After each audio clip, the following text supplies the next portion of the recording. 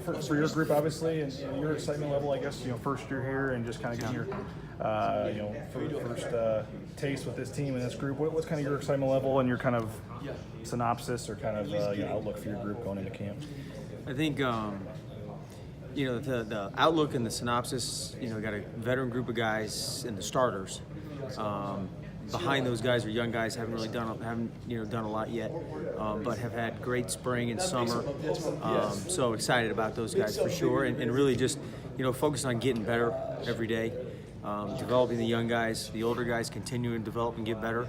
And so really that's just kind of the outlook and what the focus is. I'm excited for, really to get in the meeting room with those guys, to get able to spend time with them. The summer you get a little bit now, but it's not a lot. So to be able to kind of sit in there and spend some time with them and, just excited for football as a whole. So, and then around here in this town, how the excitement of football and pretty excited about that part of it too. So it'll be a lot of fun. It's always interesting when you go from one coach to the next and hear about styles and what's different and the same. And we've heard a lot from Tyler and guys that you're more of a tactician and you're more of just a go slow, but it's got to be right, and that kind of stuff. I mean, was that just something in the spring as you're kind of adjusting to them and then learning your drills and stuff, or is that kind of your style? Or? No, that's my style. I mean, I think because that's who I had to be as a player too. In order to have success on the field, I had to do things right. I had to be perfect. Sure. So it's just kind of the mentality and the approach I've always taken. And to me, if I was able to play at a decent level that way, guys that have more talent, more ability, if they play that same way, they can elevate their game. So it's just kind of who I am, how I've coached, what I believed in terms of teaching it, getting it right, and doing good quality reps as opposed to just more reps. So that's kind of my general philosophy. What's kind of, obviously, with Avery and with two returning starters, and Avery and Tyler, who's kind of the next wave, or who's kind of behind them right now in terms of Yeah, that's yet to be determined. We're kind of trying to figure that out ourselves. I think, I came in and it's really all those guys start at the same level. When I walk in the door as a new coach to them, and they're new to me, and so let's just see how this thing pans out. And in reality, too, the spring, you got a depth chart so guys know, so you're coordinated, you get two corners on the field instead of all four of those younger guys running out there. But there really isn't. I mean, those guys are all just, focused, and I'm trying to drive them, just get better every day. The depth chart will take care of itself. You can't be worried, you can't be focused on that. You got to be focused on just improving. So, we'll see who comes out of this deal. But right now, because not many of those guys have played a whole lot of football, it's really, anybody's guess who the second string guys are. Sure. Well, you look at not playing much, but your two starters and your two starters at safety have played a lot, or at least played a lot last year.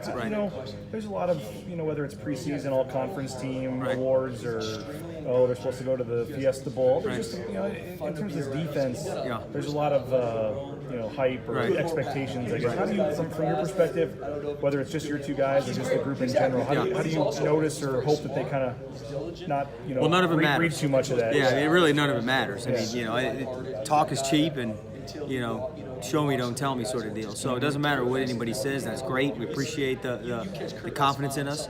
But the reality is we got to show up every day, work, and get there because, as any team that's won a conference championship can attest to, winning it a second time is 10 times harder, because everybody's gunning for you now. And so I think last year they walked into the deal with no one really expecting them to do well.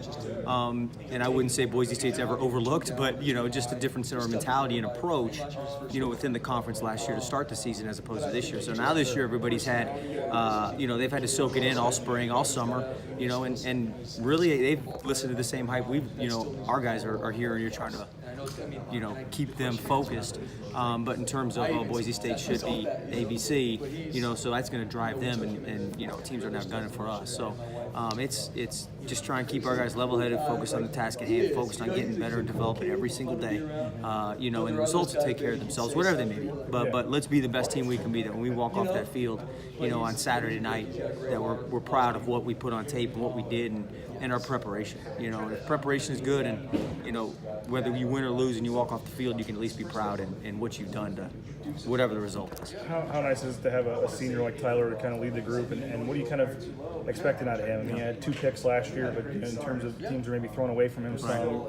what do you kind of see the outlook for Tyler and how what his ceiling is, I guess, this fall? Well, I think he's got a high ceiling. He's a good natural football player. I mean, he understands football. He's awesome to have in that room. He's great, with the young guys. He's been invaluable in the summer, out there working with those guys because, we as coaches aren't allowed to be out there. So, he's had to kind of go out there and help guide those young guys, especially the incoming freshmen, and help coach those guys up, and so I think, lean on him a lot.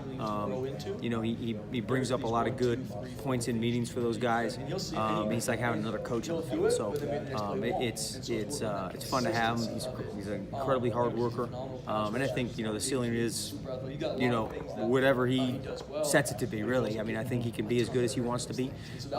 He's got a lot of ability, and like you said, teams will probably go away from him a lot, but, who knows? That's yet to be determined. He needs to go out there and prove daily and on Saturdays that, reprove anything he's done in the past, that's for sure. You coach at different places, obviously different levels, but I mean, is the day and the night before the first practice, you just kind of knowing what's ahead and the grind and also just kind of being ready to go? Is it like Christmas morning a little bit, or Christmas Eve? It's exciting. Yeah, exactly right. It's like Christmas Eve, I mean, you're excited to get going, you're anxious to get going, but, you don't have the one thing none of us have control over is the time, and at this point it seems like time slows down and drags out, and you've been doing all this preparation all summer, getting ready for fall camp and doing your meetings, your installs, kind of going through the defense, kind of looking at everything. So, now it's just like suddenly comes a screeching halt that you feel like it's like, can we just go out there and play and practice?